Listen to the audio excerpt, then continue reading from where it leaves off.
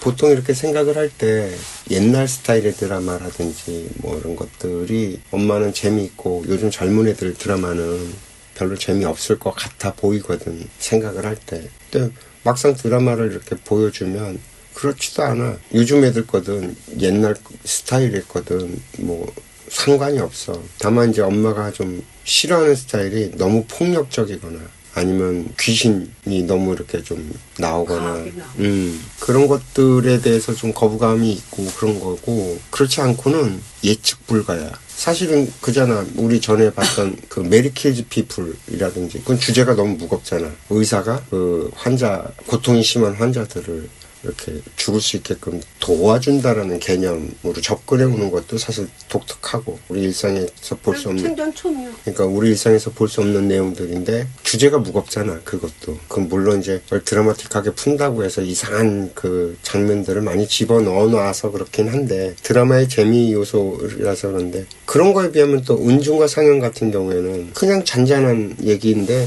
그걸 재밌게 봤단 말이야. 그리고 죽음을 대하는 자세 같은 거, 그것도 주제가 가벼운 주제는 아니었거든. 그러니까 그런 것도 의외로 재밌게 보고. 근데 폭삭 속았수다 같은 경우에는 그 드라마가 엄마 세대들 얘기부터 해서 출발해서 이제 우리 세대까지 이렇게 쭉 나오는 얘기라서 옛날 생각도 나고, 또 그러면서 또 눈물직 콧물직 할 만한 그 요소들이 굉장히 많은데도 불구하고 엄마는 또 그런 걸 보면서 울지는 않아.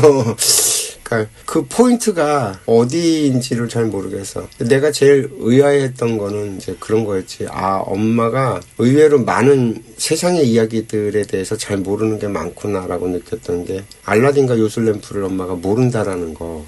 나 어릴 때 동화책에 분명히 같이 읽었을 텐데도 엄마는 기억이 없다라는 거잖아. 그러니까 그래서 그 지니 얘기가 되게 재미있거든. 그게 드라마가 굉장히 히트도 많이 했고, 그 드라마적인 요소들과 뭐 이렇게 마술 같은 것들도 많이 섞여 있고 뭐 그래갖고 재밌게 볼 것 같아서 막상 틀어놨는데, 엄마가 요술램프에 대한 이게 얘기가 없다 보니까 그 드라마의 그 설정 자체가 이해가 안 되니까 그게 재밌게 못 봐지는 거지, 처음에 도입부에. 그게 그 단계만 넘어가면 또 재밌게 봐질 것 같은데, 뭐 일단은 그렇다라는 거. 그게 그런 거 저런 걸 보면서, 아, 요즘 사람들이 굉장히 폭력적이구나라는 생각을 했어. 드라마나 영화나, 그리고 세상 사람들이 그걸 심리학적인 용어로 지식인의 저주라는 표현을 쓰는데, 그러니까 사람들이 이제 아는 게 많아졌잖아. 근데 사회가 커지는 만큼 자기가 아는 게 많아져도 모든 걸 다 알 수 없고, 개개인들이 또 그렇게 많이 아는 사람도 많지 않고, 그러면서 이제 뭔 얘기를 하는데 자기가 말하는 게 상대방이 못 알아들을 수 있다라는 전제 조건이 깔려야 되는데, 그게 아니라 이 정도는 누구나 다 아는 거고 다 하는 것처럼 해서 설명을 하고 말을 하거든. 그게 얼마나 상대에게 폭력적인지 그걸 인지를 못한다라는 생각을 좀 많이 하게 됐어. 그래서 내가 이제 요즘에 유튜브 같은 걸 보면서 나 같은 경우에는 그 최첨단의 것들을 다 들어보는 편이잖아요. 뭐라고 떠드는지 들어보는 편이고. 그래서 듣고 이해는 다 돼. 그리고 그 용어들을 나는 다 찾아보면서 그걸 들어왔었기 때문에 용어들이 힘들게 느껴지지도 않고, 뭔 소리 하는 건지 못 알아듣지도 않고 다 하는데, 그걸 내가 어머니한테 설명할 때는 그런 용어들을 다 치워버리고 설명을 하거든요. 그러면 얘기가 설명이 안 돼야지만 될 거라고 생각하지만 사실은 설명이 다 되어지거든요. 정 필요한 것 같은 경우에는 이런 개념이 있는데 이게 이런 원리로 이렇게 작동합니다라고 설명을 드리고 설명을 하니까, 이게 그러니까 이제 세대 차이가 그런 데서 온다라고 보통 보는 건데, 그게 세대 차이가 아니야. 지식의 차이인데, 지식의 차이야. 그러니까 새로운 용어들, 대부분 다 외국에서 들어온 영어를 갖다가 우리나라 말로 대체할 언어들이 마땅찮으니까 그냥 편안하게 영어를 그냥 그대로 갖다 쓰면서, 또 어떤 게 있었냐면 영어를 쓰고 영어를 섞어 쓰면 되게 세련되고 되게 간지나고 뭐 이런 걸로, 그게 그런 식으로 유행을 하던 때가 있어서 90년대부터 이제 그런 게 유행을 하기 시작을 해갖고 90년대, 2000년대, 2010년대, 지금 2020년대까지 이렇게 오면서 계속 그게 누적돼 갖고 쌓인 거야. 외래어들이 그냥 그대로. 그러다 보니까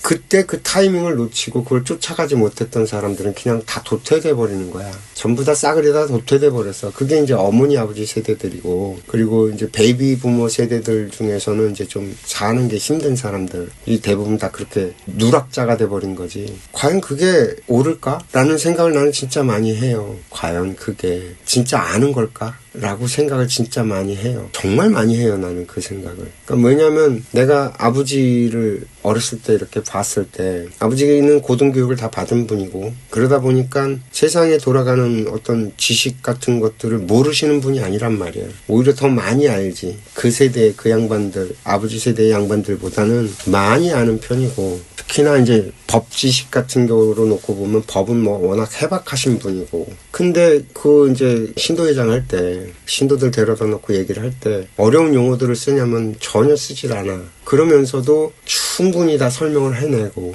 재밌게 얘기하거든. 비슷한 예가 이제 구인사 큰스님이지. 구인사 큰스님 같은 경우에는, 이대 큰스님 같은 경우에는 아예 학교를 나온 적이 없는 양반이고, 글을 배운 적이 없는 분이고, 그러다 보니 책을 읽은 적도 없는 분이고, 내가 듣기는 그렇게 들었으니까 진짜 남 놓고 기억자도 모르는 일자무식에 가까운 분인데, 그분이 세상 이치를 설명하는 걸 들어보면 쉬운 말로 설명을 해도 맥을 갖다 관통하는 표현으로 다 설명을 하시거든. 나는 그게 진짜라고 어렸을 때부터 생각을 하고 자란 거라서, 새로운 것들에 대해서 내가 받아들이는 건 내 갖고 있는 기질이 호기심 천국이라서 워낙 이것저것 두루 안 가리고 다 보지만, 이걸 정작 상대들한테 설명할 때는 굳이 영어나 뭐 이런 걸 섞지 않아도, 전문 용어를 섞지 않아도 충분히 다 설명해낼 수 있다라고 나는 늘 생각을 하기 때문에, 어렵게 얘기하는 사람들은 오히려 나는 잘 모른다라고 봐요. 말이 복잡하고 어지럽거든. 근데 진짜 아는 사람은 단도직입적으로 얘기가 들어가기 때문에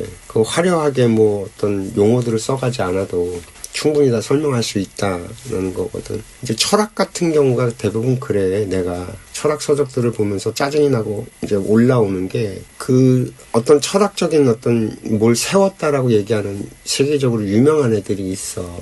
걔네들은 지네들이 관념 속에서 개념을 자꾸 만들어내고 용어를 만들어내. 대표적으로 뭐 니체라고 하는 애가 신은 죽었다라고 얘기하는 애가 뭐 초인의 이론을 만들어 동굴의 비유를 하고 초인의 얘기를 하고, 그래서 광야에서 초인이 뭐 인간을 이렇게 단계를 나눠.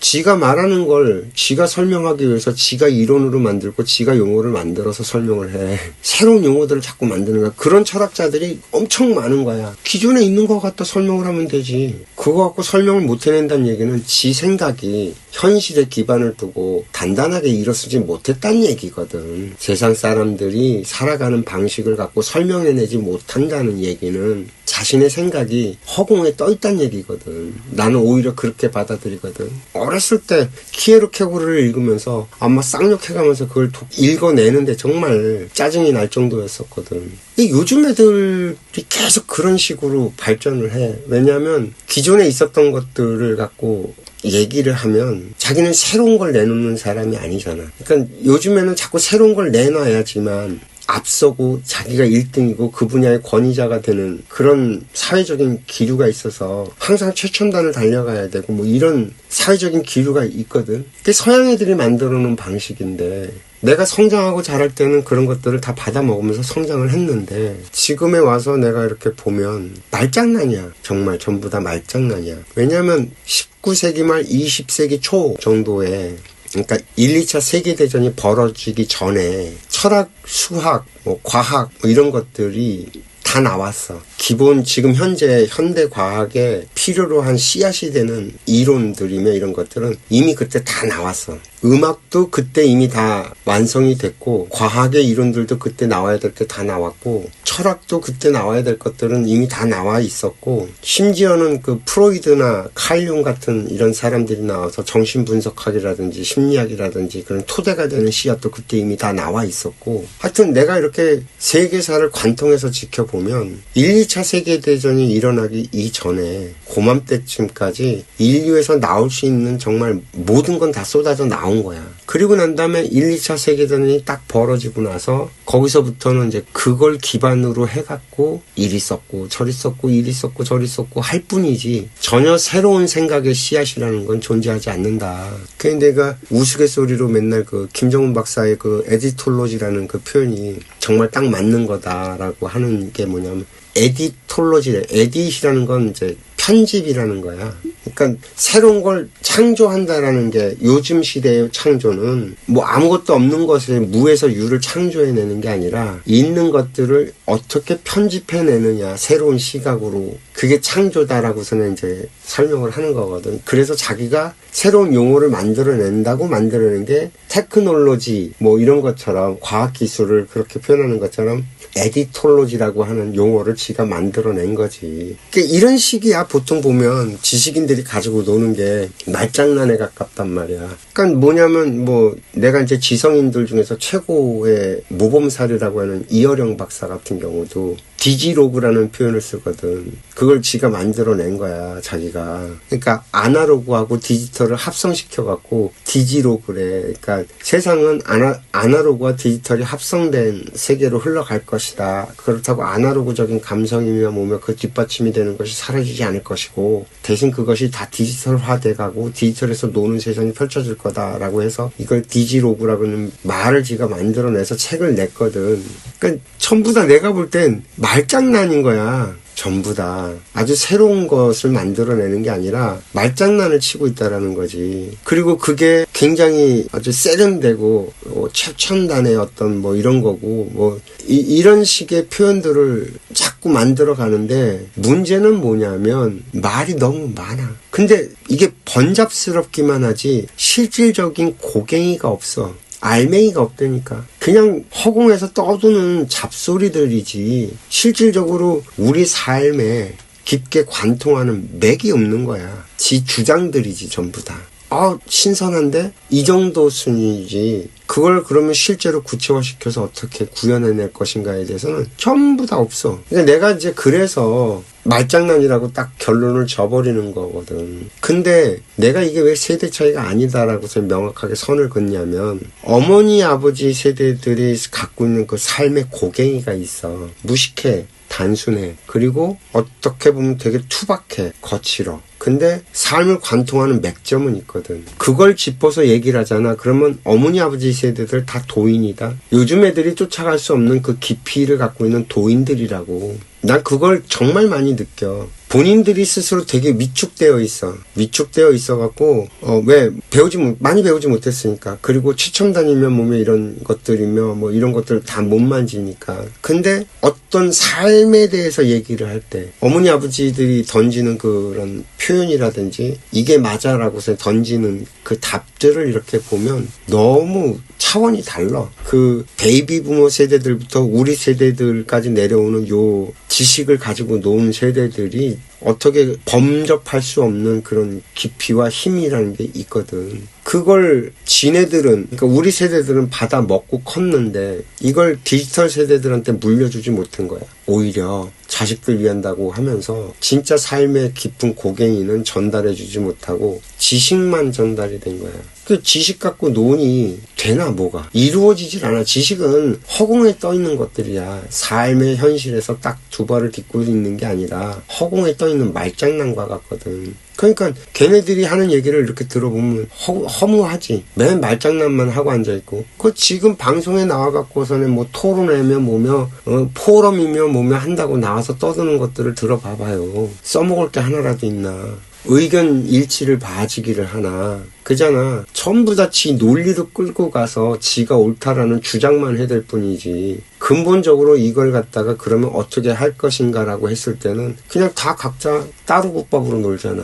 그래서 내가 참 그래. 그 요즘에 영화를 만들고 드라마를 만들고 음악을 만들고 뭐 문화예술 쪽에서 이렇게 있는 애들이 얼마나 그 빤드르한 착각 속에서 빠져 사는지 모르겠다라는 생각을 진짜 많이 하거든. 내가 늘 얘기하지만 보수 우파라고 하는 애들은 정말 촌스러워. 촌스럽기가 이루 말할 수가 없어.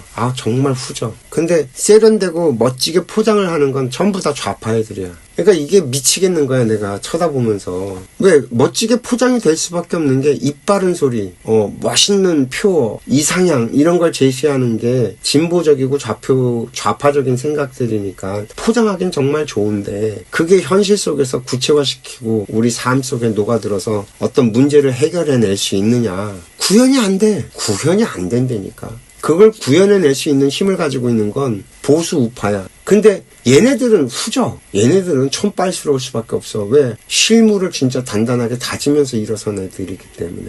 포장하는 법을 배우지도 못했고 그거 어떻게 해야 되는지도 모르고. 그래서 참 이게 나는 보면서 미치겠는 거야. 난 심정적으로는 보수 우파 쪽인데 너무 후지니까 어떻게 응원을 해주기가 어려운 거야. 지지를 해주기도 어렵고. 그렇다고 좌파 애들, 진보라고 하는 애들, 요즘에 보통 지식인층이 다 그쪽인데 걔네들은 너희들은 안 돼 이놈들아. 야, 나는 결론이 너무 명확해. 내가 그래서 그런 입진보지라는 표현을 내가 딱 정확하게 쓰는 게 말로만 떠들지만 니들 그런 생각이 현실로 구체화돼 갖고 우리 사람의 삶을 좋게 만들어낼 수 택도 없는 소리. 너희들은 안 된다 이놈들아. 그런 거지. 그래서 나는 엄마가 계속 그 얘기 하잖아요. 뭐 쟤네들이 수준이 높고 뭐 어쩌고저쩌고 얘기할 때마다 엄마 그런 소리 하지 마. 아니 그러지 않아 라고 내가 단호하게 선을 그으면서 얘기를 하는 이유가 그거예요. 수준은 어머니 아버지 세대들이 더 높아요. 깊이와 고갱이와 힘과 이런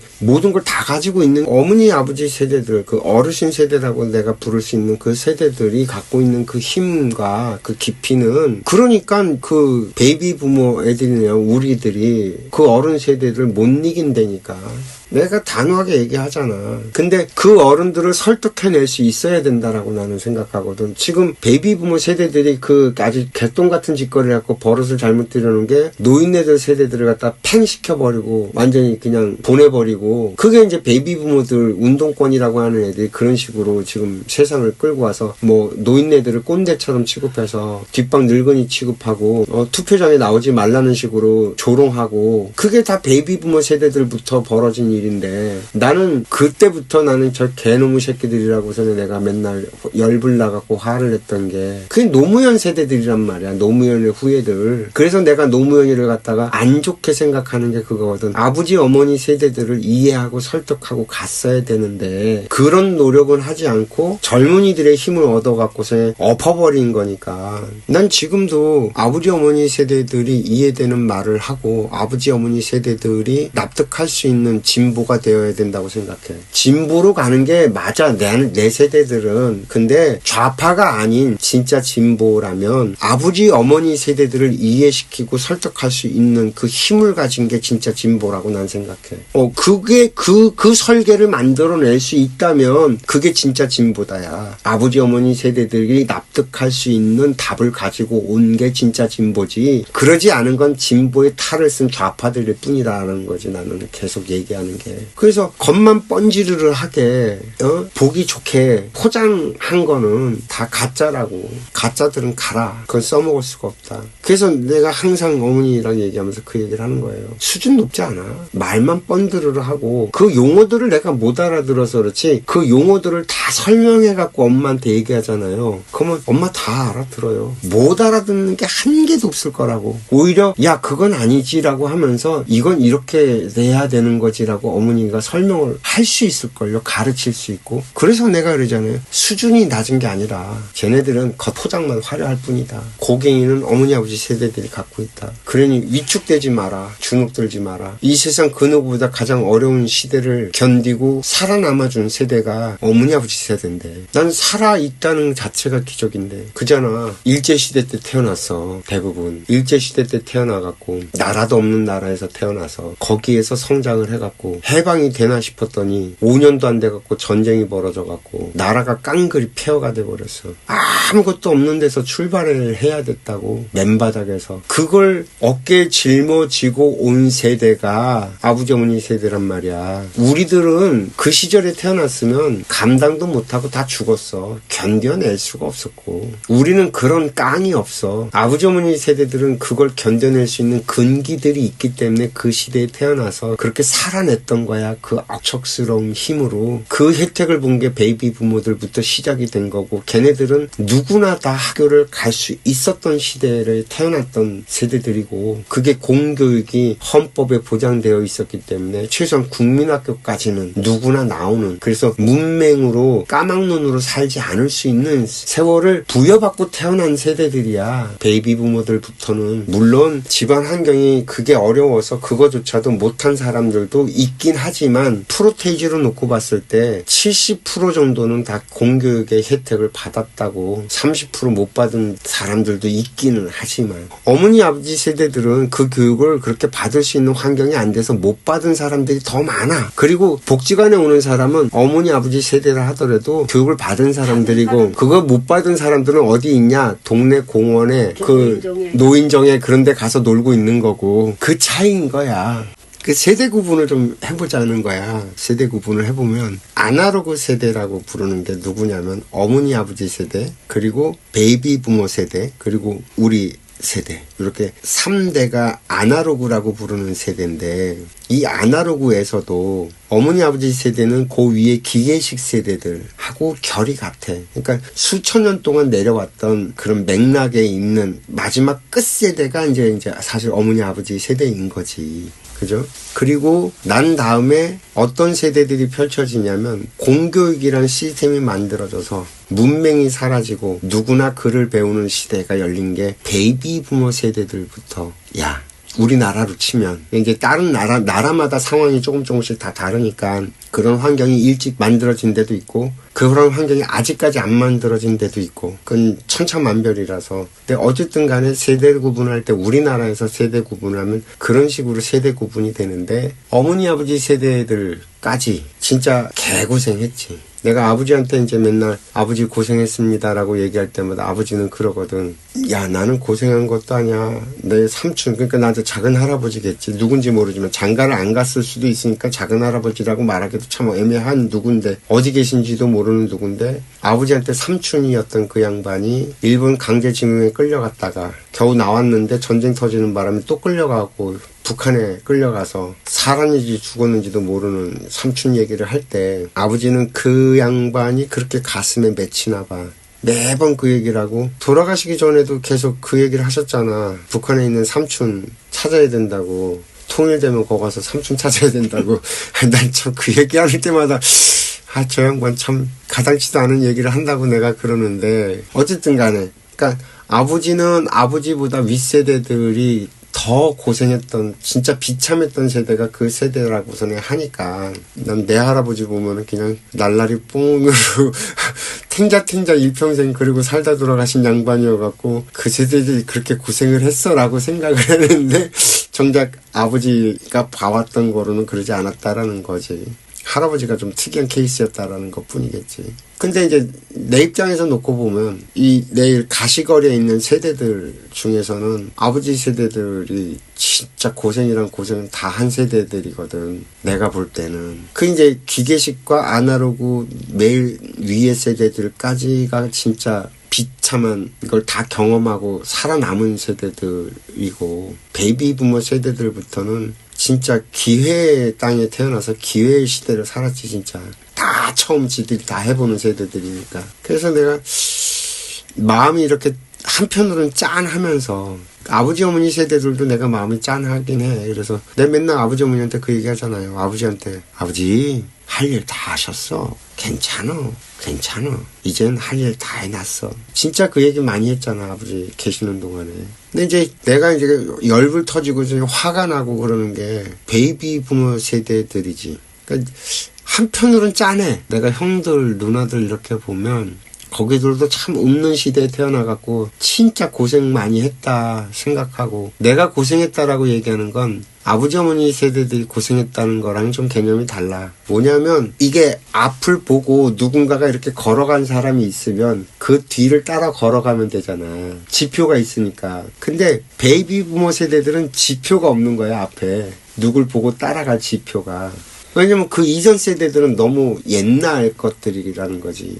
거기랑은 달라야 되거든, 분명히. 근데 달라야 되는데 어떻게 달라야 되는지 지표가 있으면 그걸 보면서 이렇게 갔을 거야. 근데 그게 없다 보니까 전부 다 자기네들이 길을 만들면서 걸어가야 됐던 세대들이어서 더군다나 이게 어떤 의미인지 사람들이 잘 모르는 것 같은데 인류 역사상 최초로 벌어진 사건이야. 대한민국의 베이비 부모 세대들이 인류 역사상 최초로 벌어진 게 뭐냐 하면 아무것도 없는 폐허에서 출발을 해. 근데 지식은 어떤 걸 배우냐면 우리나라 전통의 걸 배우는 세대가 아니야. 우리나라의 전통의 건 한 개도 없고 학교에 가면 뭘 배우냐면 전 세계 인류에서 벌어졌던 모든 것들을 다 정리해서 그걸 받아들이는 거야. 전혀 게임이 다른 게임이 시작이 된 거지. 우리가 학교 가서 배웠던 건 우리나라 걸 배운 게 아니야. 뭐 한글 배우고 역사 배우고 그러니까 우리나라 거 배웠다고 그러는데 아니 그 한글 말고는 역사도 그 역사를 갖다 이렇게 서술하는 방식이 우리나라의 서술 방식이 아니야. 서양 애들이 만들어 놓은 역사를 이렇게 분석하는 방식에 의해서 쓰여진 것들이지 정작 우리나라의 고갱이로 내려오는 그 역사관이며 그런 이런 걸 배운 게 아니란 말이야. 더군다나 베이비 부모 세대들부터 우리 윗대까지는 한문을 계속 배웠어. 학교에서도 가르치고. 근데 이 미친 것들이 내가 한문을 배워야 될 세대가 됐는데 한문을 안 가르치네. 학교에서 한문을 안 가르치기 시작을 했어. 갑자기 어느 날. 그러니까 우리나라 말을 한문을 모르면 깊이가 안 생겨. 한문을 알면 그게 뜨끌이라서 그 깊이가 생기거든. 그래도 내 또래 애들, 내 세대 애들은 한문 하는 애들이 많은데 이게 디지털로 넘어가잖아. 얘네들은 한문을 잘 못 읽어. 아예 접할 기회들이 많지 않고 신문에서도 한문이 사라지기 시작했고 걔네들부터는. 그러니까 얘네들은 말의 깊이를 배울 수가 없어. 말 맛을 잘 몰라. 이거 참 묘한 일이 벌어지는 거야. 어쨌거나 우리나라 사람들, 지금 현재 우리나라 사람들은 머릿속에 갖고 있는 지식이라고 하는 게 우리나라 게 아니야. 다 서양 애들 거야. 전부 다 서양 애들 사고방식이지 우리나라 사고방식이 아니라니까. 없어 그게. 그래서 나는 우리나라 문화가 K컬처 뭐 이러고 한류 얘기하고 막 이러는데 아니 저게 무슨 한류고 저게 K컬처냐고 내가 그러는 게 그런 거야. 누구들이 가지고 노는 건 전부 다 서양의 것들을 가지고 놀았는데 거기 어디에 한국의 게 있냐. 잡탕밥이지. 지금 한국 문화라고 가지고 노는 건 다 잡탕밥이라고. 가령 예를 들어서 김밥 우리나라 거야? 아니요. 우리나라 김을 그렇게 먹질 않았어. 전통적으로는. 옛날에는 김 진짜 비쌌거든. 뭔 개똥 같은 소리를 하고 있는지 모르겠어. 그러니까 지금 요즘에 사람들이 얘기하는 걸 이렇게 보면 나는 근본 없는 것들이라는 생각을 진짜 많이 해. 갖다가 이렇게 포장을 해서 막 사실은 김밥이라는 게 일본에서 스시라든지 김밥이라든지 이런 것들이 적절하게 우리나라에 들어와서 우리나라에 있는 재료들을 갖고 이리저리 가지고 놀다 만들어진 어떤 하나의 산물일 뿐이지. 그래서 우리 어렸을 때 소풍 가야지만 겨우 김밥 먹었어. 평소에 김밥 택도 어린 반 푼어치도 없는 소리지. 그것도 못 싸우는 애들이 더 많았고 태반이었고 김밥이라도 싸우는 건 진짜 있는 집 애들이나 김밥 싸왔다니까. 참말로.